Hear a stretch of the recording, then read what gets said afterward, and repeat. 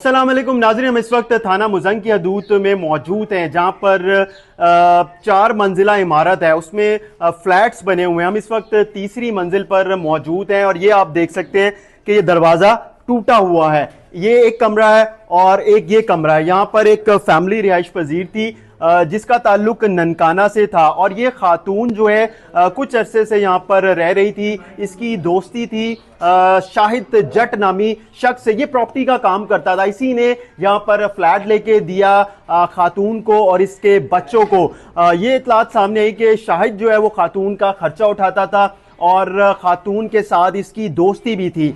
तो जब ये खातून आयशा से मिलने के लिए आता था तो यहाँ पर आयशा की बेटी जिसकी उम्र 21 साल है और नाम समरा है, उससे ये चाहता था कि शादी कर दे आयशा। लेकिन आयशा की शाहिद के साथ दोस्ती थी और कई बताया जा रहा पुलिस की जानिब से कि कई अरसे से थी और शाहिद जो था इनका खर्चा भी उठा रहा था। तो शाहिद ने अपनी गंदी नज़र जो है वो आयशा जिससे उसकी दोस्ती थी उसकी 21 साला बेटी के ऊपर रखी हुई थी। आयशा को ये चीज़ पसंद नहीं थी और आयशा को बार बार ये कहता था कि अपनी बच्ची से मेरी शादी करवा दो। इसी दौरान आयशा जो है वो अपनी 21 साला बेटी समरा की शादी मुइस खान से करवा देती है। जब मुइस खान से शादी होती है तो ये चीज़ मुलजिम शाहिद को नागवारा गुजरती है और वो यहाँ पर आता है पिस्तौल लेकर। आयशा 42 साला जिसको वो 2 फायर मारता है। इसके अलावा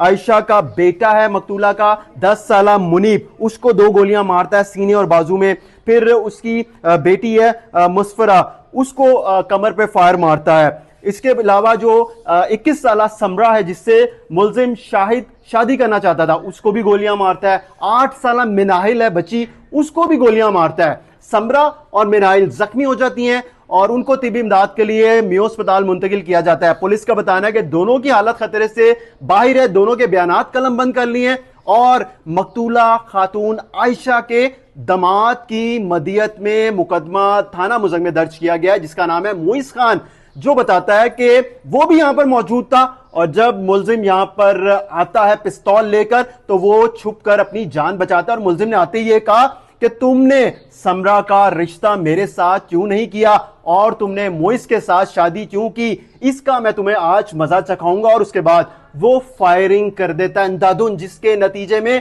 3 लोग हैं एक ही खानदान के, वो मौका पर दम तोड़ देते हैं। उन तीनों की लाशें मियो अस्पताल के मुर्दा खाना मुंतकिल कर दी है। पुलिस का बताना है कि तीनों का पोस्टमार्टम मुकम्मल करके दमाद इनका मकतूला का मुइस उसके हवाले कर दी गई हैं। इनका ताल्लुक ननकाना से, जैसा कि मैंने आपको पहले बताया था। ये देखिए जी, ये आयशा है मकतूला 42 साल जिसका यहाँ पर कीचेन है आयशा के नाम से और ये चाबियां हैं और ये वो कमरा है। आप ये देख सकते हैं चप्पल पड़ी हुई है, बैग्स पड़े हुए हैं और ये बच्चों के बैलून्स हैं, ये बच्चों के पैकेट बिस्किट के पड़े हुए हैं, पैक हैं बिल्कुल। इसके अलावा दवाइयां हैं और ये आप मनाजिर देख सकते हैं, ये फ्रिज भी पड़ा हुआ है, यहाँ पर मजीद भी और भी चीजें सामान है बच्चों की।